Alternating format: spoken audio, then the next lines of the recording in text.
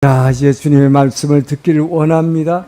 늘 말씀해 주시지만 아버지여, 오늘 주시는 말씀이 우리의 가슴에 새겨지게 하시며, 아버지여, 정말 양날선 검같이 우리의 심장과 배부를 찔러 쪼개는 말씀 될 수 있도록 도와주시옵소서. 한 주간을 이 말씀 가지고 아버지여 승리하며 주의 영광을 드러낼 수 있도록 축복하여 주시옵소서.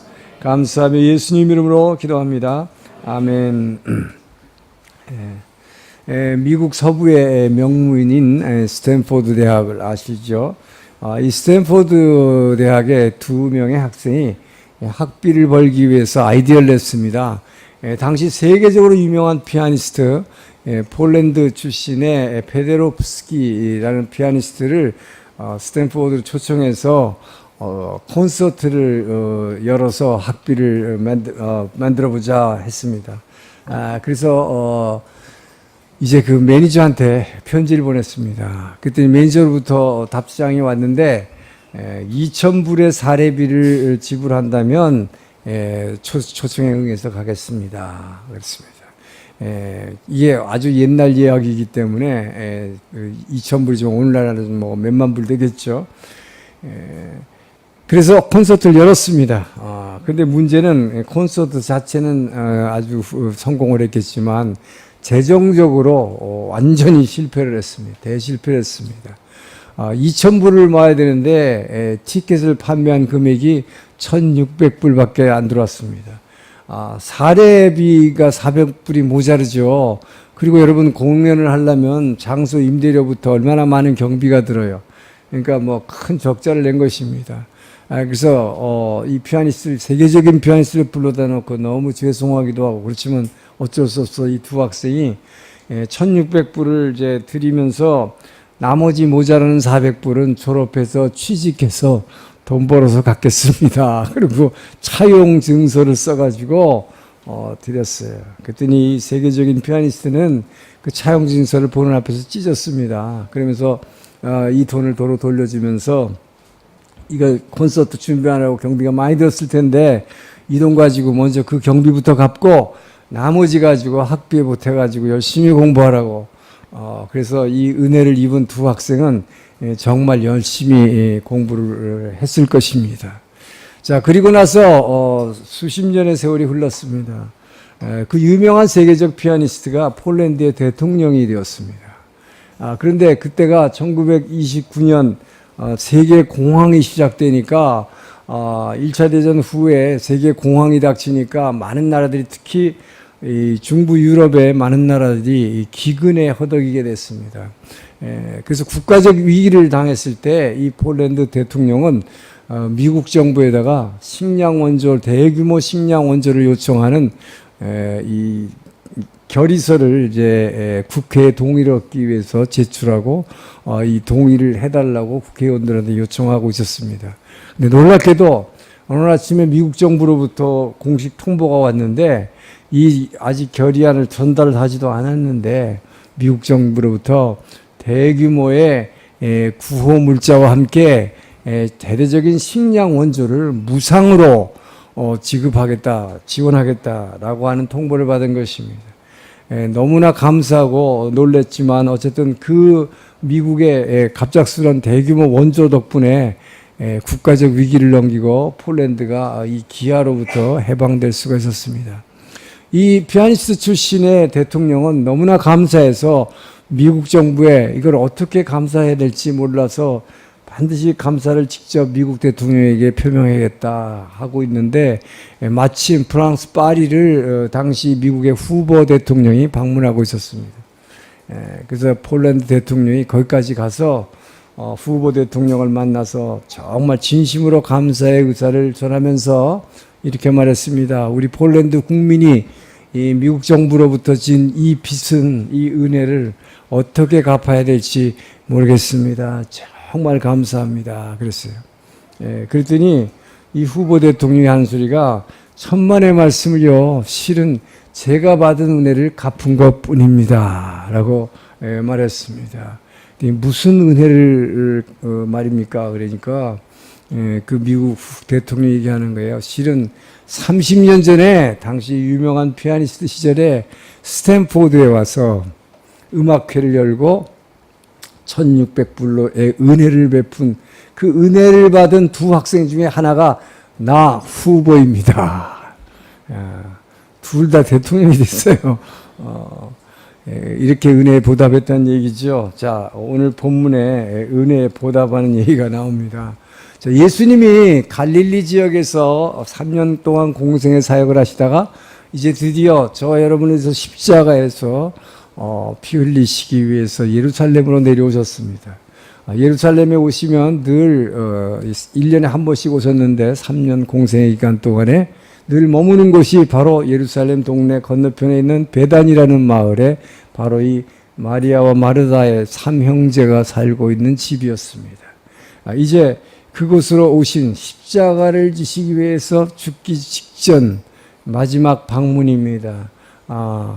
그래서 오늘 본문은 이 예수님의 마음을 위로해 주시기 위해서 곧 십자가에 죽으실 예수님을 위로하기 위해서 만찬을 베푼 이 삼형제의 이야기입니다. 그런데 여러분 이 삼형제는 바로 자기네들이 받은 예수님으로 받은 그 은혜가 너무 감사해서 그 은혜에 감사하기 위한 만찬을 베푼 것이고 그 은혜에 보답하기 위해서 최선을 다한 사람들입니다. 자, 오늘 이 본문을 통해서 저와 여러분은 바로 그 십자가, 그때 바로 예수님이 흘리셨던 그 십자가의 보혈의 은혜에 저와 여러분이 어떻게 하면 보답할 수 있는지 이 삼형제로부터 배우는 시간 되기를 주의 이름으로 축원합니다. 자, 먼저 1절, 2절과 7절 말씀을 다시 한번 읽겠습니다. 시작.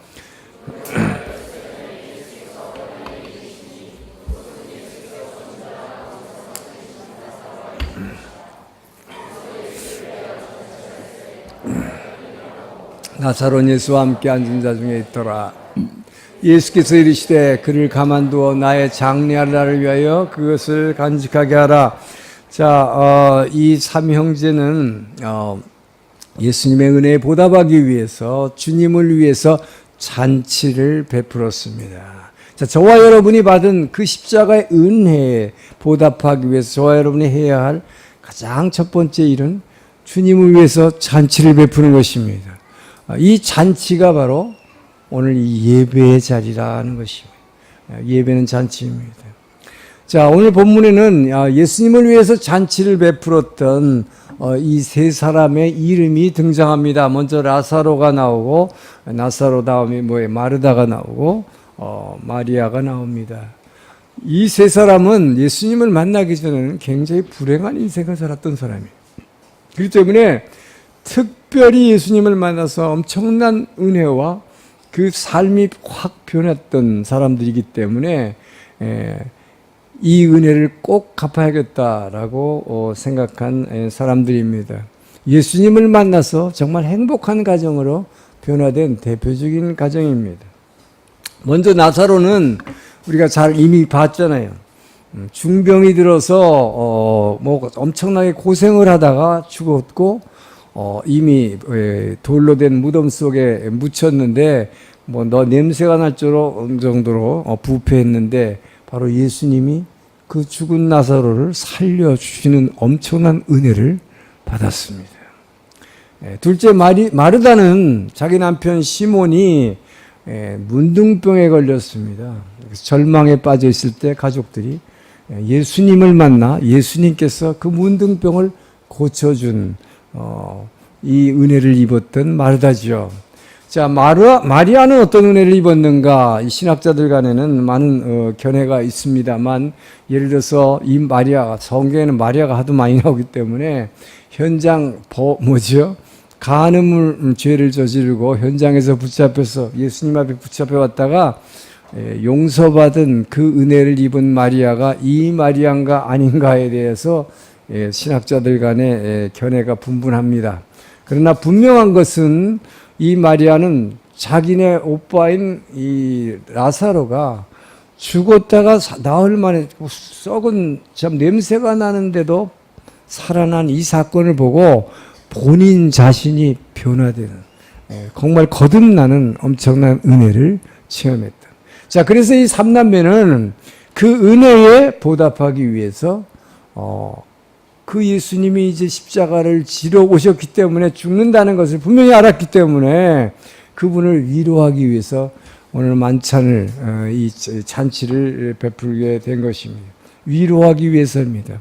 자, 그런데 여러분 어떤 종교를 막론하든지 그 종교를 믿는 사람들, 신자들이라는 건 뭐예요? 자기네들이 믿는 신에게 큰 축복을 요구하지요. 그죠? 다 축복 달라고 요구하는 게 모든 종교의 공통점입니다. 자, 그러면 여러분은 예수 믿고 나서 어떤 기도를 합니까? 하나님께 여러분 기도하지요. 어떤 기도를 합니까? 자, 초신자들의 경우는 대부분 필요한 것 달라는 기도합니다. 이것도 주시고 저것도 주시고 이것도 도와주시고 다 달라는 기도를 해요. 근데 여러분의 신앙이 점점 성숙해짐에 따라서 기도가 어떻게 바뀝니까? 로마서에서 나온 대로 먼저 그의 나라와 그 의를 구하는 기도로 기도 제목이 바뀌어가는 것을 느끼게 될 것입니다. 바로 오늘 본문에 나오는 이 삼형제가 그 주님께 하던 그 기도가 바뀌어버리는 거예요.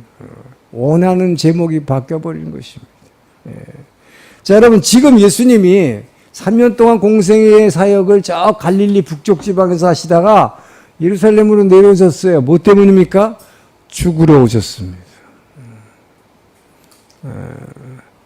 자, 이 죽음을 앞에 두고 여러분 예수님은 하나님이시니까 아무 걱정이 없었을 것 같을까요? 바로 겟세마네 동산에서 예수님이 며칠 후에 그 엄청난 기도를 하는 내용을 여러분 다 알고 계시잖아요. 아버지여, 할 수만 있다면 이 잔을 내게서 면하게 하여 주시옵소서. 예수님도 죽음을 앞두고 엄청난 고뇌에 빠져 있었던 것을 우리는 알게 됩니다. 그것은 바로 우리가 지은 모든 죄, 이 정말 시궁창 같은 여러분이 토해낸 더러운 것들, 이것을 그 잔에다가 다 넣어서 마셔야 하는 그 예수님의 고통, 정말 죽음을 앞두고 있는 그 예수님의 심정은 무척 괴로웠을 것입니다. 저와 여러분이 조금 전에 바로 이 성찬을 받았습니다. 이 누구의 몸과 피입니까? 그 예수님은 몸, 살 한 점까지도 저희한테 남겨주셨습니다. 피 한 방울까지도 저에게 주셨습니다. 우리는 이것을 받아 먹고 지금 마셨습니다. 그리고 그 은혜를 입습니다. 근데 그 은혜를 입으면서 당연한 것처럼 여러분 받았잖아요, 우리가. 여러분 진짜 받으면서 막 눈물 흘리면서 감사하면서 제가 이 은혜를 어떻게 갚아야 되나요? 하면서 받은 분이 있으면 한번 손 들어보세요. 그냥 뭐 아다리 많이 놓고도 생각하고 받는 거지, 그죠? 근데 바로 그 주님은 여러분 우리가 만약에 지금 타임머신을 타고 한번 2000년 전으로 돌아가 봅시다. 지금 예수님이 갈릴리에서 막 여행 왔어요, 지금. 근데 뭐하러 오셨어요? 죽으려고. 평소에 말씀하신 대로 십자가에서 그 고통을 받으시려고 내려왔어요. 그 마지막 이 집에 들렸어요, 지금. 자, 이때 오셨을 때 그분의 마음이 어땠을까요? 정말 고통스러웠을 것입니다. 자, 이 마음을 이들은 헤아린 것이죠. 그래서 이분에게 지금 우리가 받은 은혜를 어떻게 이분에게 돌려드려야겠는가? 위로해드리자. 지금 우리가 하는 것은 아무것도 없고 이분을 위로해드리자. 이것을 위해서 사람들을 불러다가 기쁘게 해드리는 잔치를 베풀자. 할렐루야. 이렇게 결정한 것이죠. 자, 그런데 저와 여러분은 어떡합니까? 이 성찬을 받고도 우리는 일방적으로 계속해서 지금까지도 여러분 예수님한테 뭘 요구해요? 하나님한테 뭘 요구해요, 여러분? 좋은 것 달라고 그러고, 도와달라고 그러고, 맨 달라고 하는 것밖에 안 한다는 것이죠. 그죠? 일방적인 축복을 요구하는 그런 기도만 우리는 하고 있습니다. 그렇기 때문에 여러분 우리는 바로 이 시점에 만약 2000년 전에 지금 예수님이 여기 있는 성찬 이것을 저와 여러분에게 주시려고 이제 죽으시려고 하는 그분에게 또 이거 달라 저거 달라 할 수 있겠어요 지금? 그분을 위로하는 마음을 가져야 되지 않겠습니까?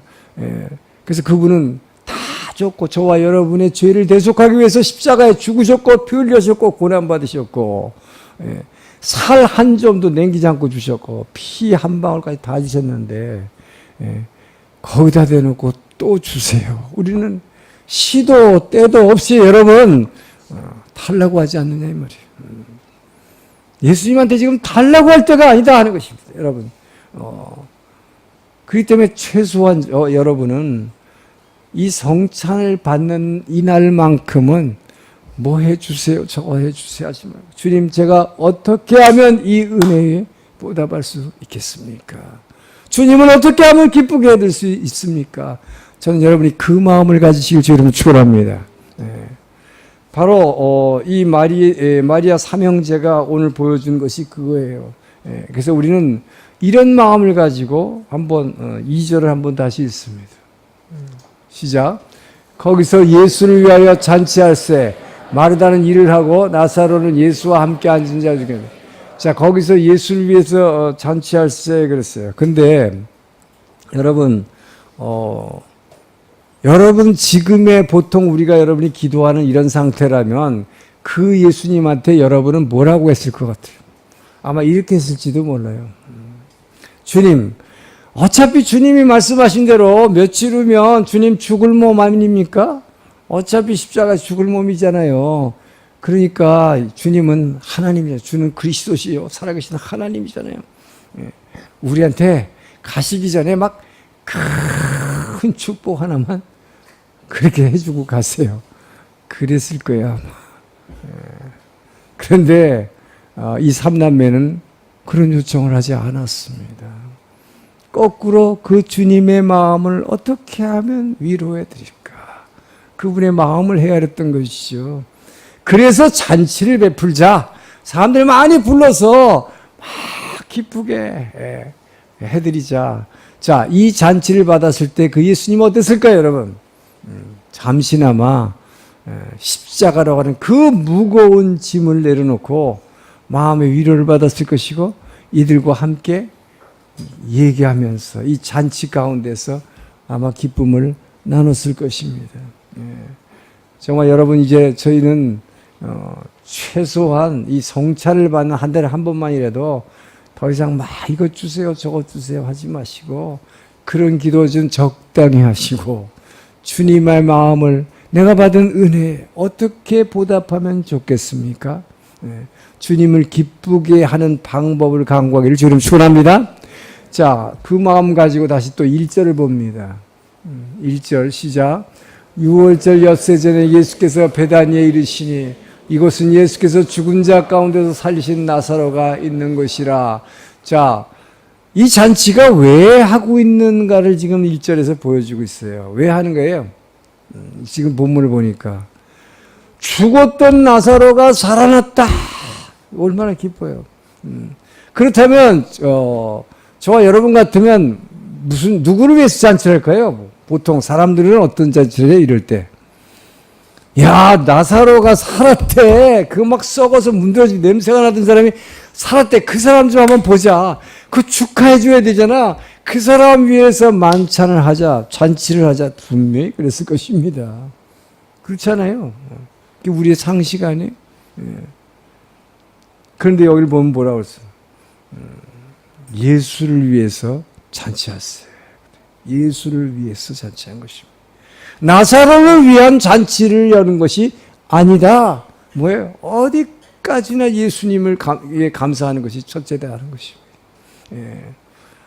은혜가 먼저다. 우리가 받은 은혜에 감사하는 것이 먼저다. 이것이 이 마리아와 마르다로부터 우리가 배워야 할 믿음이다 하는 것이죠. 자, 그래서 여러분 저와 여러분도 이 죽었던 라사로처럼 이 영적인 죽음에서 우리는 예수를 믿음으로 말미암아 그 예수님의 보혈의 은혜로 구원받았습니다. 죄 가운데서 다시 살아났습니다. 그리고 하나님의 자녀가 됐습니다. 그렇다면 저와 여러분은 그분을 위해서 잔치를 베풀어야 되지 않겠습니까? 더 이상 우리는 이것 주세요, 저것 주세요 요구할 것이 아니라 그 은혜에 감사해서 잔치를 베풀어야 할 것입니다. 바로 그 잔치가, 그 은혜에 감사해서 저와 여러분이 주님께 올리는 감사의 잔치, 이것이 우리 예배임을 믿으시기 바랍니다. 그래서 우리는 예배 시간에 이렇게 일어나서 막 이렇게 정말 기쁘게 박수치고 찬양하고 움직이는 것이 바로 이 맞쓰리 하는 거예요. 맞쓰리에 온 사람이 여기 앉아있는 사람이 있어요. 여러분, 그렇기 때문에 앞으로 예배 드릴 때마다 더욱 큰 소리로 감사의 마음을 집어넣어서 찬양하길 주님 축원합니다. 다윗처럼 막 기쁘게 막 흔들면서 춤추며 찬양하기를 축원합니다. 그렇기 때문에 우리는 그분의 은혜에 감사하기 위해서 이제는 뭐예요? 예배에 열심을 내길 축원합니다. 여러분, 그래서 예배에 열심을 내고 열심히 예배 드리려고 매일 새벽을 깨워서 나오는 사람은 어떤 마음을 가진 거예요? 바로 내가 받은 그 은혜에 감사하기 위해서 잔치를 베푸는 사람이에요. 그래서 정말 여러분이 이 마리아와 마르다 같은 신앙 가졌다면 예배에 열심을 내기를 주의 이름으로 축원합니다. 자, 그런데 정말 주님이 기뻐 받으시는 예배가 있다고 그랬어요. 그 예배가 뭐냐? 로마서 12장 1절을 읽습니다. 하나님이 제일 기뻐 받으시는 예배, 시작. 그러므로 형제들아, 내가 하나님의 너희를 권하노니 너희 몸을 하나님이 기뻐하시는 거룩한 산제물로 드리라. 이는 너희가 드릴 영적 예배니라. 너희가 드릴 영적 예배인데 하나님이 기뻐하시는 뭘로 드리는 거라고요? 여러분의 몸을 산제사로 드리는 것이, 이것이 진짜 예배다라고 얘기하는 것입니다. 그러니까 이건 뭐예요? 여러분의 몸을 산제사로 드리는 게 헌신하라는 거죠. 이것이 가장 귀한 예배가 된다고 하나님은 말씀하십니다. 자, 아프리카 선교사 1호가 있습니다. 제일 먼저 아프리카 선교를 시작한 사람, 우리가 어렸을 때 학교에서 배운 이름이에요. 리빙스턴이에요. 아프리카 탐험가죠. 우리는 탐험가로 학교에서 배웠지만 이분이 최초의 아프리카 선교사입니다. 근데 이분이 어떻게 선교사로 헌신하게 됐느냐? 어렸을 때에 유년주일학교 때 예배 시간에 헌금 바구니가 이렇게 돌아와서 자기 앞에 왔을 때 이 아이는 가난해서 헌금을 드릴 동전 한 푼이 없었어요. 그래서 이 소년 리빙스턴은 이렇게 얘기했다는 겁니까? 바구니가 딱 오니까, 주님, 예수님께 저는 드릴 헌금이 없습니다. 근데 제 작은 이 몸뚱이라도 이거 드려서 받아주신다면 이거 드리겠습니다 하면서 이 헌금 바구니에다가 자기 엉덩이를 이렇게 집어넣었다는 거, 이렇게. 제 몸을 드리겠습니다. 바로 이 어린 리빙스턴의 그 주님과의 약속을 이 사람이 어른이 돼서 지킨 거예요. 선교사로 헌신하는 것입니다. 전 여러분들이 받은 은혜를 여러분이 어떻게 정말 더욱더 열심히 예배드리고 여러분이 그 받은 은혜에 감사하기 위해서 여러분의 몸을 주님을 위해서 헌신하기를 주의 이름으로 축원합니다. 이것이 진정 우리가 주님의 은혜에 대한 감사일 것입니다. 자, 또 한 가지 여기서 묵상할 부분이 있습니다. 3절에서 7절 말씀이 있습니다. 시작.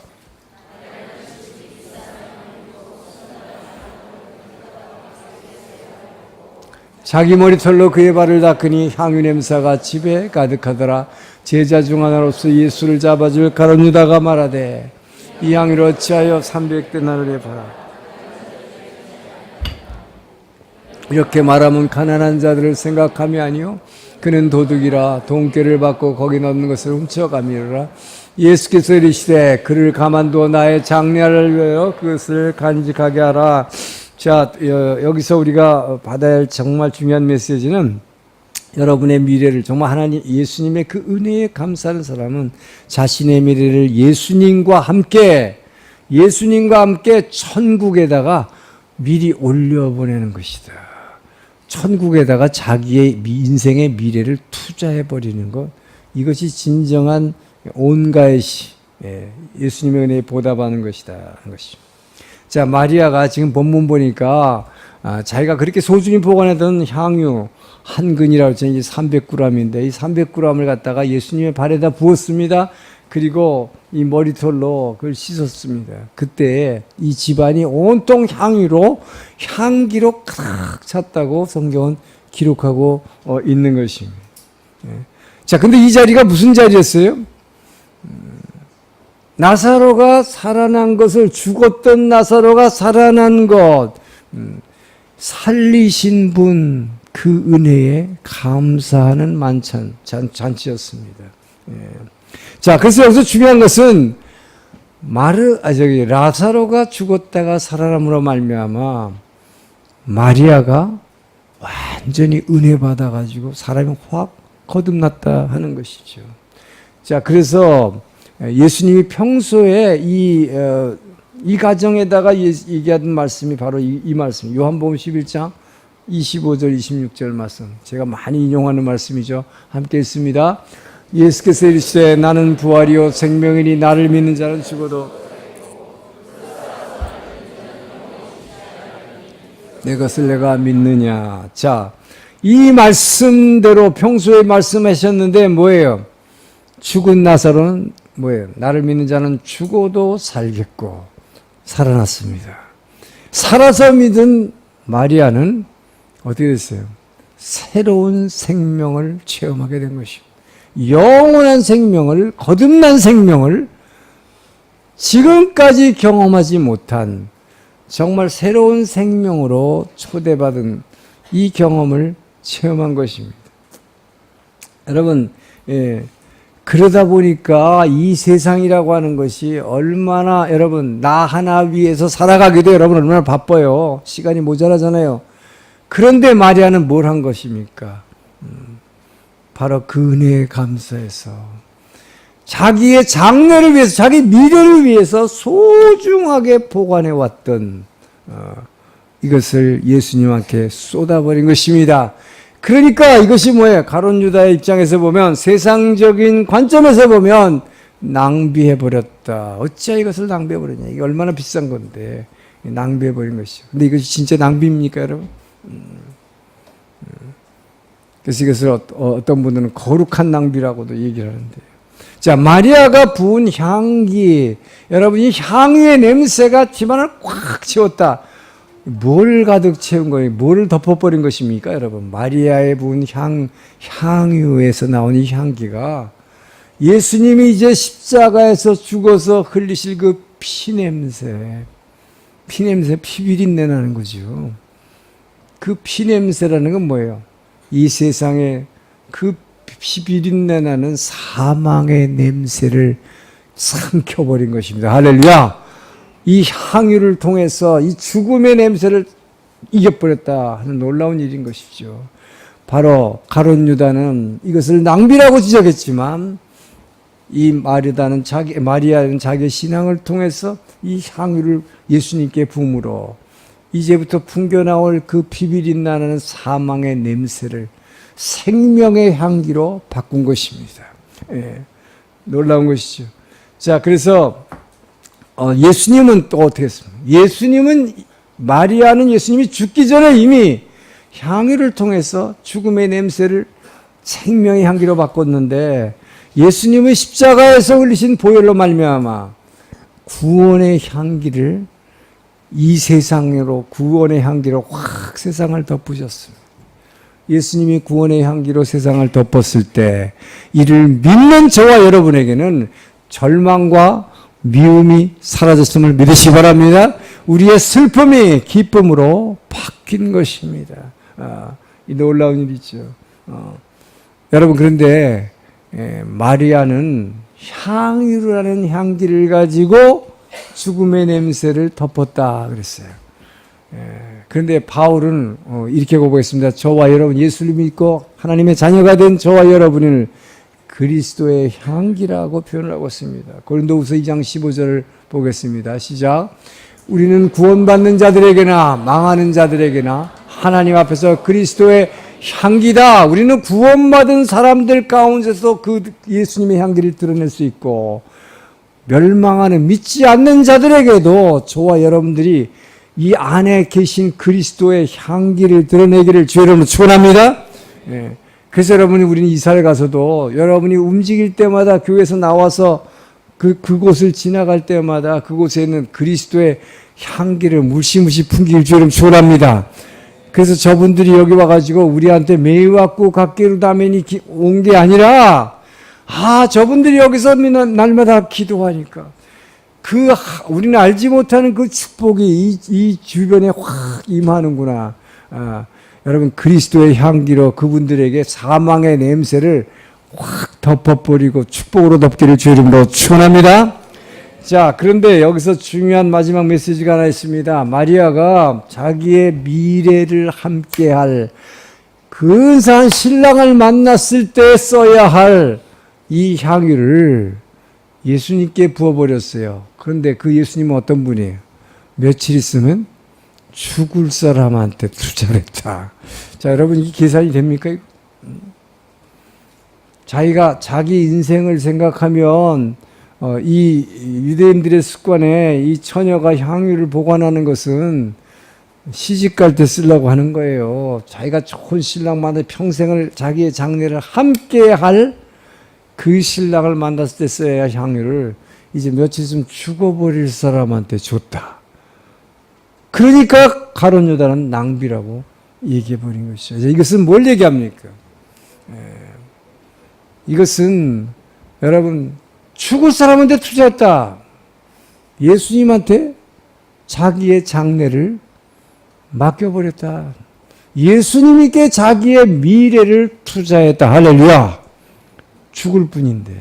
그 얘기 뭐예요? 자기 인생을 마리아는 예수님과 함께 십자가에 죽고 자기의 인생의 장래를 예수님과 함께 부활해서 보좌 위로 올라가실 때에 자기의 인생을 미리 천국으로 올려보냈음을 믿으시기 바랍니다.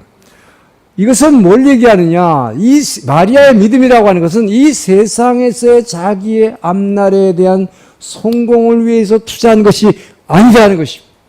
자기 인생의 미래를 하늘나라에 걸은 것입니다. 그래서 지금 며칠 있으면 죽을 사람한테 갖다가 투자해버린 거예요. 자기 인생을. 이 얼마나 놀라운 믿음입니까? 그렇기 때문에 여러분, 우리가 복음을 믿고 예수를 영접했다, 이 안에다 받아들였다 라고 하는 것은 여러분, 세상에서의 여러분의 성공을 위해서 믿은 것이 아니다 하는 것을 알 수 있습니다. 여러분이 오히려 예수를 영접하고 복음을 믿었다고 하는 이 사실은 이 세상에서 마리아를 보니까 뭐예요? 이 세상에서 출세하고 성공하는 것을 포기해버렸다. 나는 내 미래, 인생의 세상에서의 내 인생의 미래를 접었습니다. 라고 하는 고백임을 믿으시기 바랍니다. 그렇기 때문에 여러분이 정말로 무엇을 위해서 예수를 믿느냐? 굉장히 중요한 것입니다. 예수를 믿는다는 것은 여러분의 세상에서 예수 믿어서 더 건강해지고, 예수 믿어서 출세하고, 예수 믿어서 더 사업이 잘 되기 위해서 믿었다면 그건 아니다 하는 것이죠.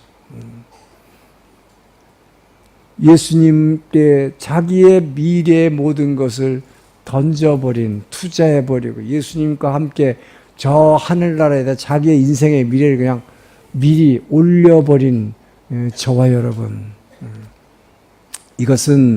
이것이 진정한 믿음이라고 하는 것이죠. 그렇기 때문에 우리가 해야 될 일은 마리아처럼 예수 믿는 목적이 이 세상에서 성공을 위해서 하는 것이 아니다.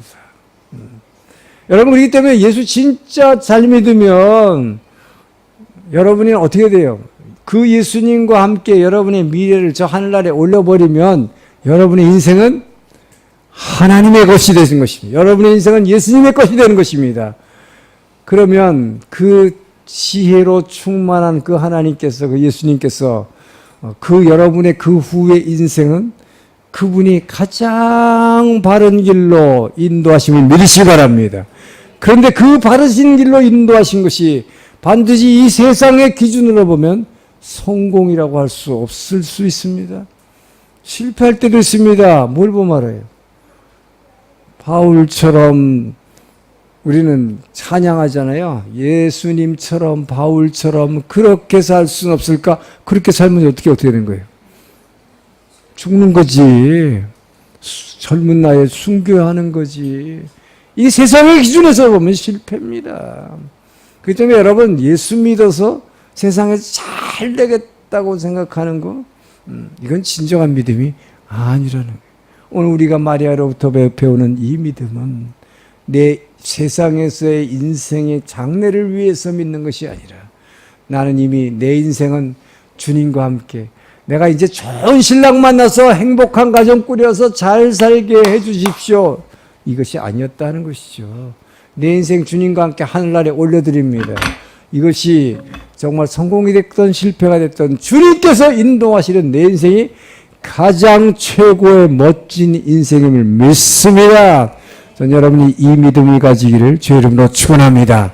그렇기 때문에 너는 먼저 그 나라와 의를 구하라. 그리하면 뭐예요? 먹을 것 마실 것 이 모든 것을 너희에게 더하여 주시리라. 그 뒤의 것은 그분께 맡겨버리는 거예요.